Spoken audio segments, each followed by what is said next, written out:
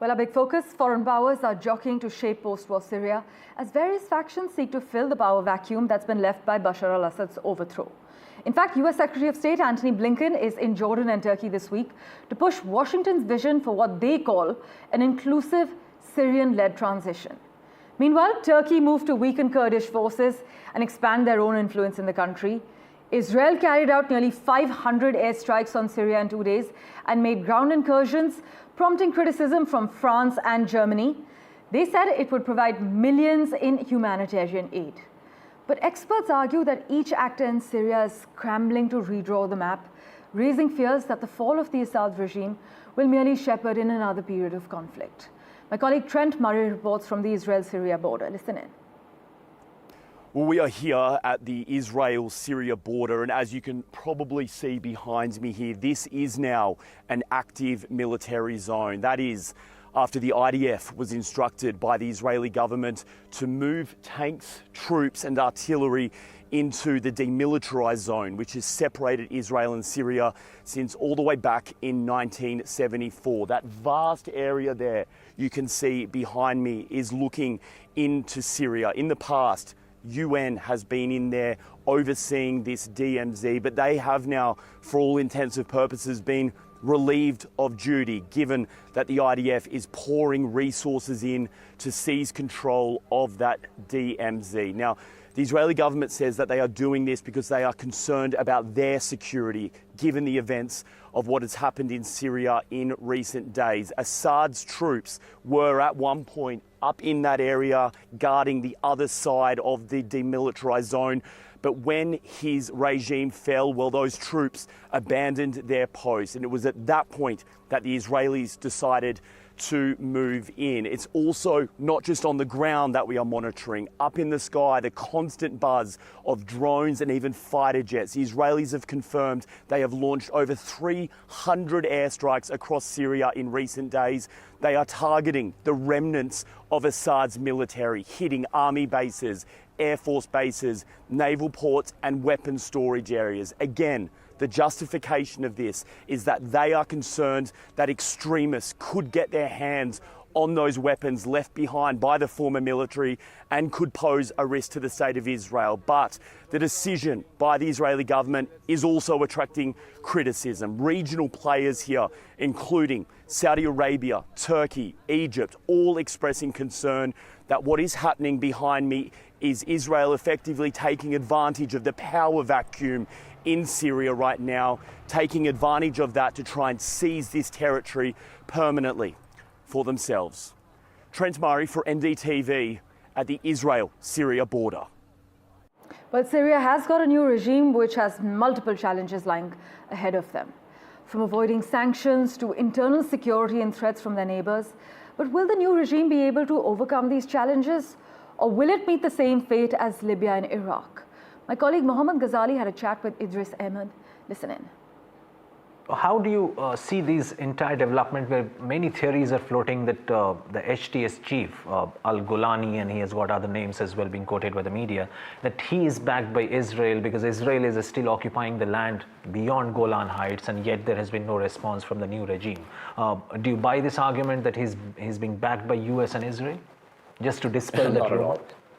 No, because I think that there's also kind of a completely, there's a lot of historical amnesia that is involved in that, because when the US intervened in Syria in 2014, it's worth remembering that the US did not intervene to support the opposition. Even when there was a chemical attack, even when the US had drawn a red line, it didn't enforce it. In 2013, Assad used chemical weapons and it got away with it. The US didn't intervene, but it did intervene as part of its so-called war on terror in August 2014 in Iraq, and then in Syria later on, a month later. And when it intervened, so it jointly bombed not just ISIS, but also the anti-Assad rebels, especially the forerunner to HTS, which was the Jabhat al-Nusra. So it was extensively bombed. In fact, one of the very tragic incidents in 2017 had happened when the US bombed a mosque in in Aleppo and killed like several hundred people because it assumed that this was a gathering. It claimed that this was in fact, the initial claim was that this was a gathering of Jabhat al-Nusra, and later on turned out that it was just people who had gathered for the evening prayers. So the thing is that Jabhat al-Nusra for all these years has been extensively bombed. Israel obviously is never going to trust them because the thing is that all of them are very supportive of the Palestinian cause. And but what Israel is doing right now is, in fact, it's going to do everything to undermine them, because that's one of the things, that they are putting them in a position that they either will have to confront Israel or to shrink from it. And if they shrink from it, that's completely then diminishes their, even right now, what's going to happen is that as they are seizing territory, so Jabhat al-Nusra is certainly not in a position to pick up a fight with a regional superpower, which is completely backed by the U.S. and which, has been completely backed by Germany and the I'll UK. just interrupt you there. You said that right now they're not in a position to retaliate. Doesn't mean that they don't want to, or they're just focusing on reconstruction of the country right now? Do you suggest that? It's more like, because I think that they have a sense of, which battles to pick right now, because it has been 13 years that they have finally managed to, what they have done is that they have finally managed to, overthrow this very brutal entrenched regime for 53 years. So right now, they just don't have that capacity. I mean, they cannot go up against, so I doubt that anybody in HTS, I mean, generally, if you see the opinion among Syrians, so everybody has seen what Israel did in Gaza. That was very much what Assad was doing to them. So nobody has any sympathy for that. So what's going to happen is that these people, they have a very good sense of, in fact, also there's a lot of fraternal relations between people. In fact, right now, one of the things that happened was when Sadnaya was released, so a large number of Palestinians were released there from the Qassam brigade. So there were people from Hamas who were actually being held by the Syrian regime. So which is kind of that's why these theories become ironic, because Assad was because he laid siege to the Yarmouk refugee camp for 5 years and inflicted the same thing that Israel is inflicting on Gazans. So there's no love for Israel, and certainly nobody is an instrument of Israel in this situation. In fact, if they had the capacity, they would have confronted Israel, but they don't. Let's turn our attention now to the neighborhood. A Bangladesh court has rejected the bail plea of Chinmoy Krishna, a Hindu priest, who has been arrested and jailed by the local authorities on charges of sedition. Local media reported that Chittagong Metropolitan Sessions Judge Mohammed Saiful Islam, who is on vacation, passed the order, citing that the plea was rejected because Mr. Das did not have a lawyer's letter of attorney on his behalf. The petition, which will be heard on the 2nd of January next year, now states that Das, a monk who is suffering from various diseases, including diabetes and respiratory problems, has been arrested in a false and fabricated case. And with that, let's get you an update from Afghanistan now. Afghan Taliban's acting minister for refugees, Khalil Rahman Haqqani, has been killed in a blast in the country's capital, Kabul, his nephew has confirmed. But Khalil Haqqani became a minister in the Taliban's interim government after foreign forces withdrew from Afghanistan back in 2021. He was a senior leader of the Haqqani network, which is a militant faction blamed for major attacks during the 20-year war. Meanwhile, U.S. Secretary of State Antony Blinken has defended President Biden's decision to withdraw from Afghanistan while appearing before the Republican-led House Foreign Affairs Committee, which has long sought to question him over the deadly evacuation. Blinken declined to take the blame for decisions that were made leading up to the exit, explaining that actions were actually taken by the first Trump administration. It left the Biden administration in a weak position, and intelligence assessments expected Kabul to remain in the hands of the Afghan government. But Blinken's testimony came nearly 3 months after the committee voted along party lines to recommend that the nation's top diplomat be held in contempt of Congress amid a standoff over his appearance before the panel to discuss its investigation into the 2021 withdrawal. Well, in other crucial news, OPEC cut oil demand growth forecast for this year and next for a 5th straight month, making its deepest reduction to the 2024 outlook so far after agreeing to extend its supply curbs. The Organization of Petroleum Exporting Countries chopped projections for consumption growth in 2024 by 210,000 barrels a day to 1.6 million barrels a day, according to its monthly report. Now, the cartel has slashed projections by about 27% since July, as it belatedly recognizes the deteriorating market picture. And by the way, last week, the OPEC Plus alliance, led by Saudi Arabia and Russia, they agreed for a third time to delay plans to restart halted crude production, while also slowing the pace of increases once they do begin next year. But for more clarity on the matter, we have with us Peter Maguire joining us live from Sydney at the moment. Thanks so much, Peter, for making time for us on NDTV. What would you say the weaker outlook highlights? And do you believe China is expected to remain the main driver of global oil demand? Well, good morning. I think a couple of things. Yes, I'll answer the first one. As far as consumption, China, they're really, I think, all guns are blazing to try and get internal demand up across the whole fabric of the nation. And commodity consumption, I think, will increase. And naturally, you would expect that to include oil, and all forms of energy. So I think that that's the first part, and electricity consumption, so everything burning of fossil fuels.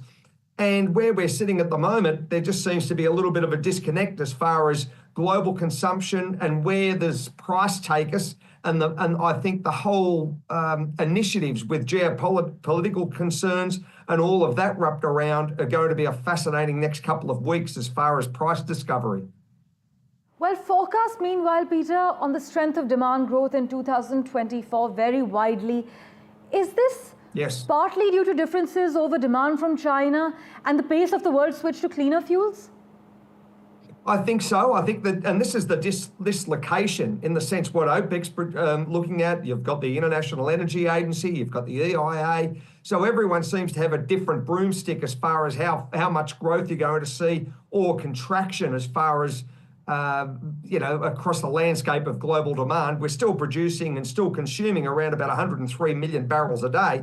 But is it going to, we see a pullback as far as that global consumption, or does it actually, ramp up from here? And this is the great dilemma that I think every agency has, and what they're looking at as far as the big drivers being the likes of China and certainly India, and across, very much the landscape of Asia.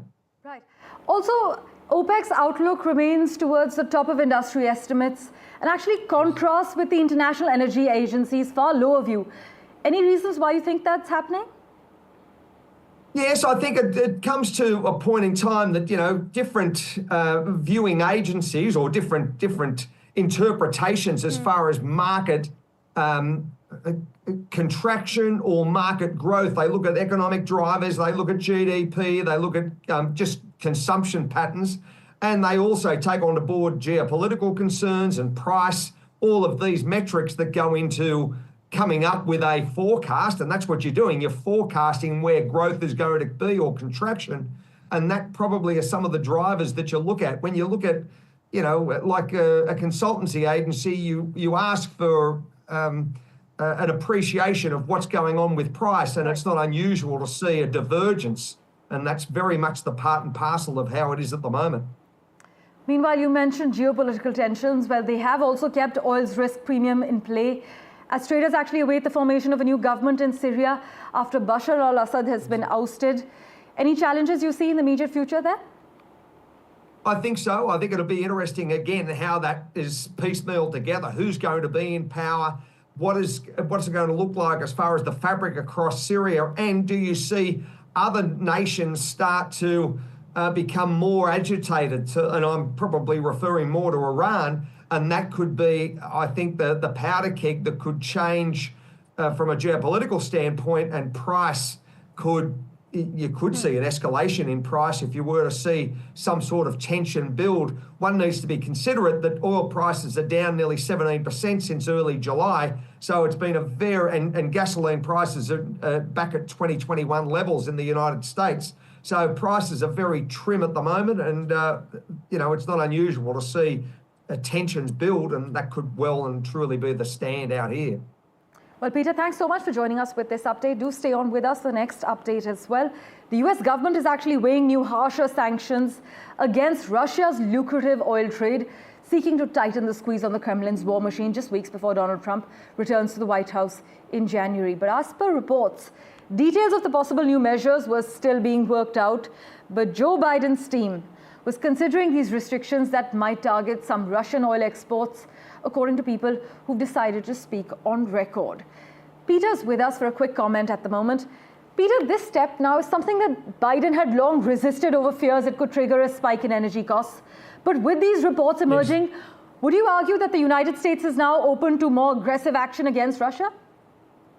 I think so. We've got to be appreciative as far as you're about 40 days out from the Trump administration coming from the inauguration on the 20th of January. So what happens over the next 6 weeks could be crucial, and President Biden is driving the engine at the moment. He's the captain.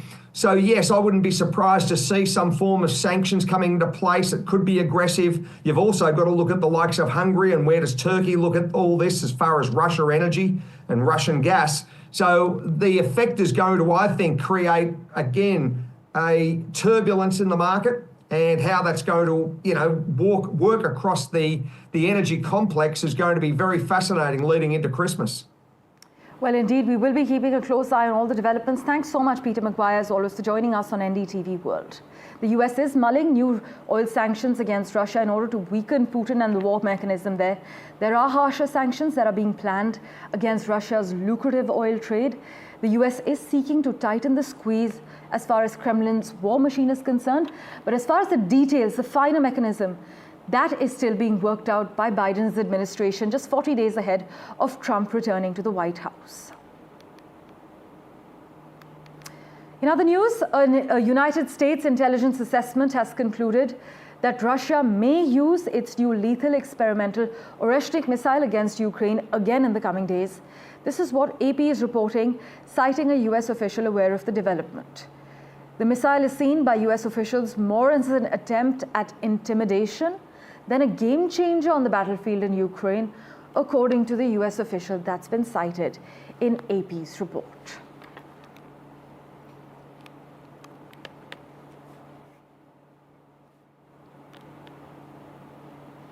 In other news, India and the United Arab Emirates will carry out a comprehensive review of our strategic ties today, as External Affairs Minister Dr. S. Jaishankar will host his counterpart from the Gulf nation, Abdullah bin Zayed Al Nahyan, for wide-ranging talks. Mr. Al Nahyan, also the Deputy Prime Minister of UAE, is paying a 3-day visit to India to explore ways to further expand ties between our two countries. This is actually in a range of key areas, including trade as well as investment.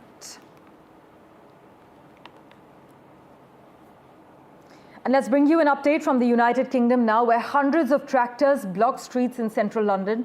The latest protest by farmers against the government after it ended an exemption from inheritance tax for agricultural families. The measure, dubbed the tractor tax by critics, was introduced by the government in the UK to boost funds to pay for strained public services. But farmers say it will destroy family farms and also reduce food production as far as the UK is concerned. Farmers in the UK say their income has been squeezed over years by Britain's competitive supermarket sector, cheap imports from abroad, and also subsidy cuts followed by Brexit.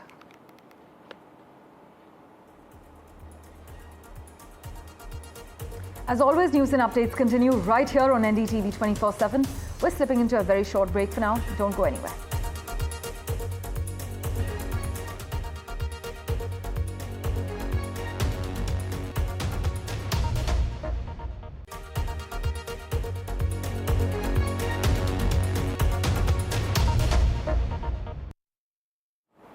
Well, Tesla and SpaceX boss Elon Musk's net worth has surpassed $400 billion, according to the Bloomberg Billionaires Index, setting a new milestone for the world's richest person. The jump in wealth, the business news outlet reported, came after SpaceX and its investors agreed to purchase as much as $1.25 billion of insider shares in a transaction that valued the rocket and satellite company at about $350 billion. Now, Musk, you must note, has added about $218 billion to his net worth since the start of 2024. That's more than any other member of the group. Tesla shares, which make up the bulk of Musk's fortune, have gained 71% this year and closed on Wednesday at $424.77, which is their first record high since the year 2021. As far as expectations are concerned, expectations that Trump will streamline the rollout of self-driving cars and eliminate tax credits for electric vehicles that help the company's competitors has helped buoy Tesla's stock. Musk, by the way, is also slated to occupy a key role in the new administration with Donald Trump as co-head of the newly created Department of Government Efficiency, as we have reported. Now, while it will work outside the government, it does give him a bit of a strong stand as far as Washington is concerned, and also a direct line to the Oval Office.